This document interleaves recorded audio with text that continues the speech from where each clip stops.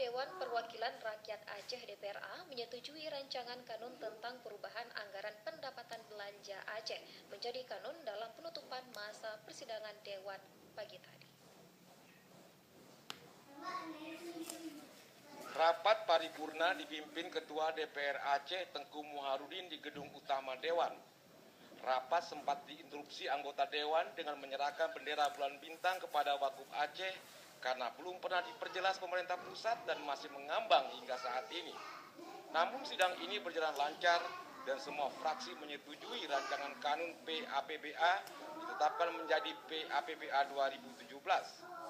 Ketua DPR Aceh Tengku Muharudin mengatakan dalam APBA sebelumnya tertera sejumlah 14 triliun 733 miliar rupiah lebih dan setelah perubahan menjadi 14 triliun 911 miliar rupiah lebih.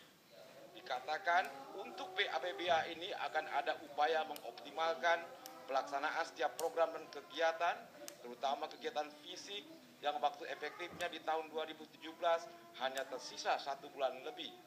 Penetapan PAPBA tahun anggaran 2017 menurut Tengku Muharudin telah dievaluasi pemerintah pusat melalui keputusan Mendagri nomor 903/8479 tanggal 25 Oktober 2017.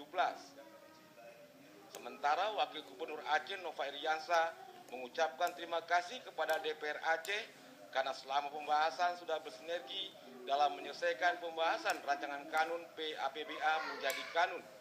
Begitu juga pemandangan umum dan fraksi-fraksi yang menyampaikan pendapat akhirnya. Ia mengatakan kanun yang ditetapkan akan menjadi kerangka dasar bagi Satuan Kerja Perangkat Aceh untuk menyelenggarakan pelayanan dan meningkatkan kesejahteraan rakyat di tahun 2017 ini. Tim Liputan TVRI melaporkan.